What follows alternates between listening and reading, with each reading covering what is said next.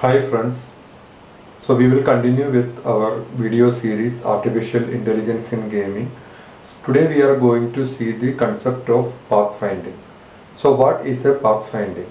So if you are playing a first person shooter game, you can see that there will be a lot of enemies who is trying to follow the player and trying to finish the player. And one of the previous videos I showed you about the Pac-Man game. So in the Pac-Man game we have a player which eats the food and which is moving from one place to another place, and we have different types of ghosts also which tries to follow the player, and it tries to destroy the player. When you develop a game, how you are going to do this? So for doing this we have different methods we use to find the path from one point to another point. So that is called the pathfinding. So we have different types of pathfinding techniques which we use to find out the easiest path from the source to destination. So what is a source and destination? The source is the point from where you are starting. So for example, if the ghost is trying to catch or reach the position of the player, then that for the source is the starting point of the enemy and destination is the position of the player. When you are playing a war game or first person shooter game, this is the same way. You have different enemies trying to reach in the position of the player. So that is the current position of the enemy is the source, and destination is the current position of the player. So we have different techniques which we can use to find the path from the source to destination. So when you are going for this search techniques, when you talk about this search techniques, we can divide this into two main parts. That is, the one is the informed search technique, the other one is the uninformed search technique. So what is the informed search technique? So informed search technique is you have got the idea of the destination, how much it is going to cost from reaching from one point to another point. So when you are going to travel from one place, so from your home to your office, so you know that how much time it is going to take to reach from your home to your office, or how much fuel you are going to spend on your vehicle from reaching from the source to destination, that is from your home to your office. And so you have got the idea of what could be the cost of reaching from the source to destination, which is the path I may be following to reach that destination. And when you talk about the uninformed search technique, then you don't have any idea of what could be the cost of reaching the destination. So you move from one point to another point, and from there you move to the next point till you reach the destination. So when you talk about the informed search techniques, so for example, you want to travel from Mumbai to Delhi. Okay, so what is the my source? My source is Mumbai and my destination is Delhi. So I want to reach from Mumbai to Delhi. So for example, so you can take different paths from Mumbai to different paths so that you can reach Delhi. So for example, I am going to take the path of Mumbai to Ahmedabad and from Ahmedabad to Delhi. So I know the cost of reaching from Mumbai to Ahmedabad, and I know the cost of reaching from Ahmedabad to Delhi. So same way, For example, if I am taking the path from Mumbai to Bhopal, and from there Bhopal I am taking the path to Delhi. So I know the cost of reaching from Mumbai to Bhopal, and from Bhopal to how much cost it will be from reaching from Bhopal to Delhi. So this is an example of informed search technique where you know the cost of traveling from one point to another point, and from that point to the destination. So this is the informed search technique. So what is an uninformed search technique? So in uninformed search technique, you don't have any idea of, you know how to reach from one point to another point, and you don't know how from that point you are going to reach the destination. So for example, take an example of a cat which is trapped in a room. So in order to escape from that situation, that cat has to find the exit door. Okay. So this cat won't be having any calculation. It won't do any calculation like from my source point how I am going to reach the exit door. It will just run around in the room. When it reaches the first obstacle, what it will do? It is going to change the direction. So it knows that okay, I have got an obstacle now, so I cannot move forward. So what it will do? It will just change the direction. Then after changing the direction, it will run again until it finds the another obstacle. Then when it finds the another obstacle, it will again change the direction. So it has no aim, it has no calculation. It will just run around the room and avoiding the obstacles till it reaches the exit door. Okay, so that is the uninformed search technique where we don't have the idea of from my source to how I am going to reach the destination. So this is the difference between the informed search technique and the uninformed search technique. So when we talk about these search techniques, we have different types of algorithms which is available. So one is the breadth first search, then we have the depth first search, then we have Dijkstra's algorithm, then we have A-star algorithm. So we have different types of algorithms which we can use to find the path, which is the easiest path from the or the shortest path from the source to destination. So which algorithm you are going to use? So that depends on your requirements. So what is my requirements? What is the obstacles I have to avoid? So what is going to be the cost? So there are different factors influences the which algorithm you are going to use for the finding out the shortest path from the source to destination. So one of the most popular algorithm is the A-star algorithm, which is used in Unity. So when we see where we will see some of the examples in pathfinding in Unity. So just to remember that this Unity uses the A-star algorithm to find the path from the source to destination. What is an algorithm? Algorithm, you can say that it is like a procedure that the computer has to follow to find this mathematical procedure or any other procedure that the computer has to follow so that it will get a result. Okay, so it is you can say that it is like a recipe. So if you want to make a food item, then what you can do is that you can just to follow a recipe.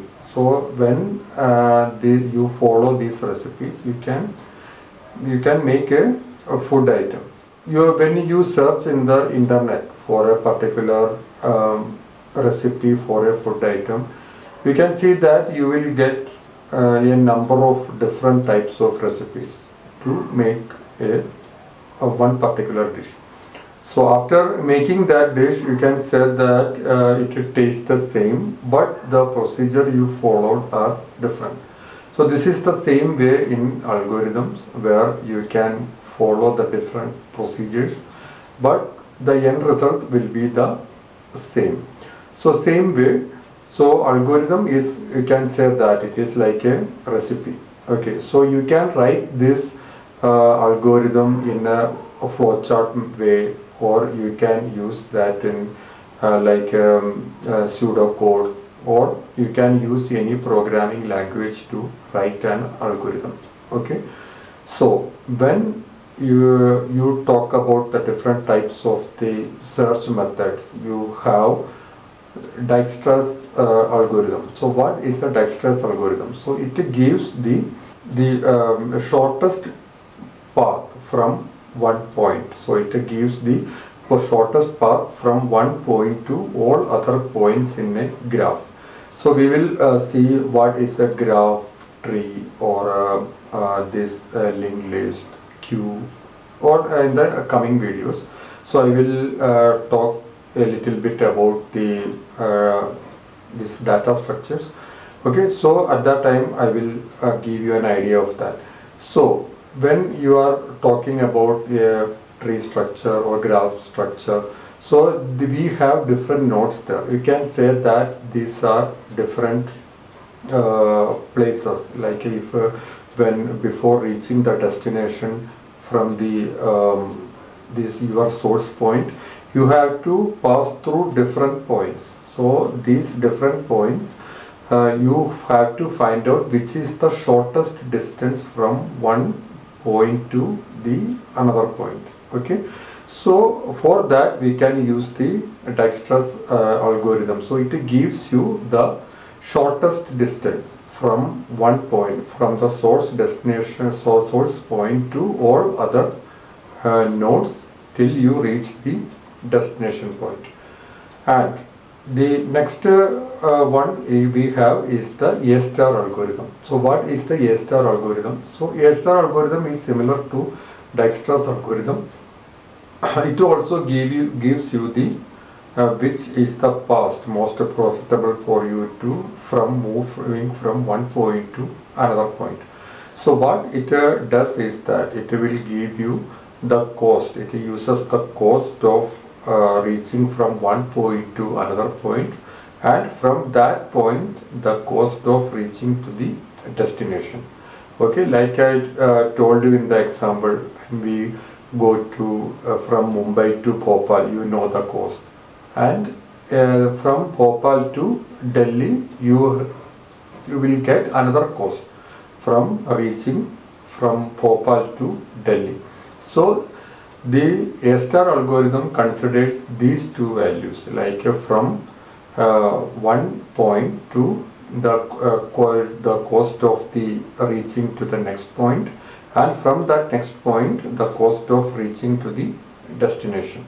So I will explain to you in detail when we go to A star algorithm. Then in the examples which I am going to show you right now, so I have some Unity files, so which we have already done in the last videos. Like we have a Spartan King character, and this Spartan King character it has got an enemy, that is the monster. So in this example we can see that this monster just turns around and coming towards the player. So it is just changing the coordinates of the position of the this monster, and it reaches to the position of the player, which I have already mentioned in the previous videos. I recommend you to see those videos to understand this concept better. So there you can see that there is no obstacle there. It can directly reach to the position of the player. In the next example, what we are going to see is we have a obstacle there. So we have created a wall between the player and the monster. So in this case, when the monster tries to reach the player, so it encounters a obstacle, that is wall. So obviously in this example, it is not considered the obstacle which is standing between the player and the enemy, and it moves towards the player, but when it encounters that wall, it tries to knock in that wall, but nothing happens. Okay, so this is in this case I am not doing any pathfinding. So in the next example, so in this next example you can see that this is the same situation where I have a player and I have a monster.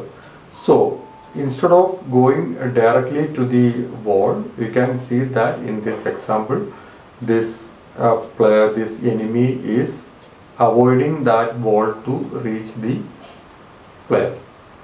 So how it does that? So in Unity we use now mesh.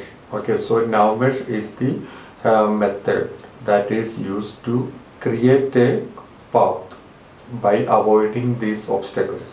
So this is also we will do in very detail in the coming videos. So in this method, the Unity creates a surface where the enemy can walk by avoiding the obstacles. So after creating this area, this monster follows that area, so moves through that area to reach to the player by avoiding the obstacles. So this is the now mesh is the method that is used by the Unity to do the pathfinding.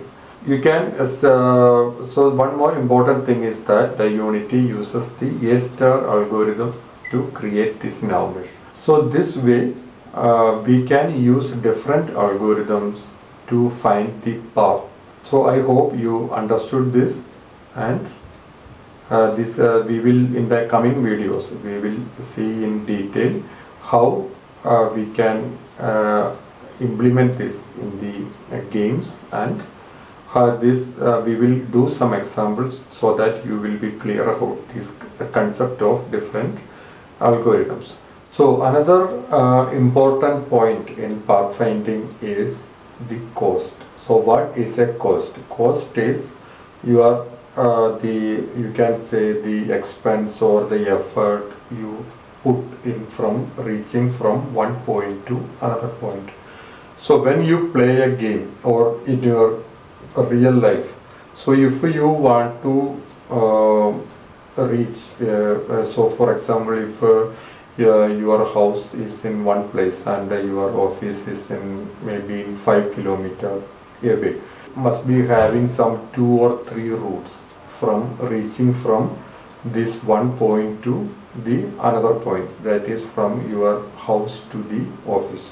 So which path you will choose? So maybe in one path the road must be very good, and there won't be that much traffic.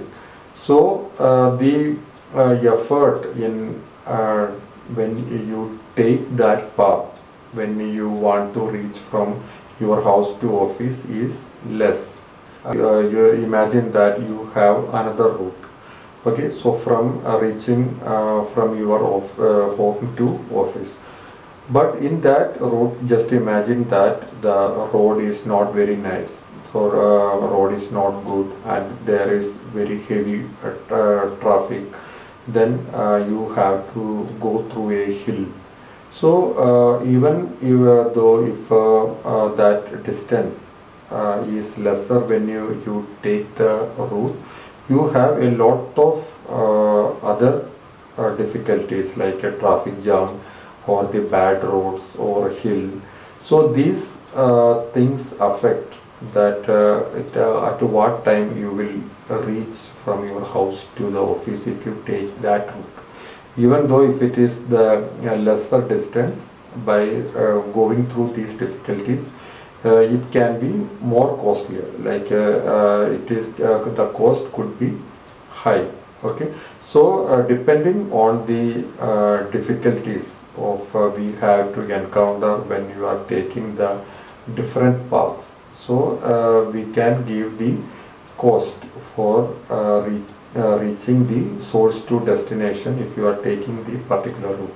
So the cost is the expense or the difficulties you are going to face when you are going to take a particular route. So if you want to reach from A to D, you can go to A, B, D or A, C, D. But what is the difficulties you are going to face if you take the route from A, B and D? So you maybe the road must be very good. So the cost you can give like 2 or 3. And if you are taking the route of A, C and D, so the roads may be bad, the traffic, there's a chance that you will get a traffic jam.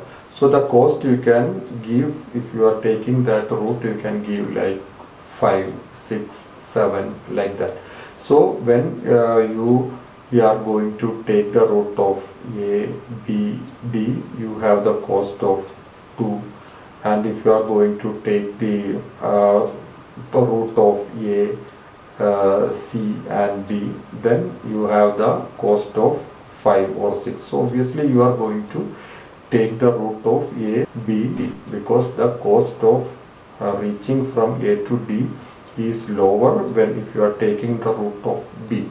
So that is the concept of cost. So we will be, when you are talking about the A-star algorithm, we will be considering the cost factor also. What could be the cost from reaching from one point to another point. So I hope you got the idea of pathfinding. So in the next classes we will see more examples and we will see in detail what is the dexterous algorithm and what is the A-star algorithm. Then you will get the concept clear in the coming videos. And thank you for watching this video and see you in the next video. Thank you so much.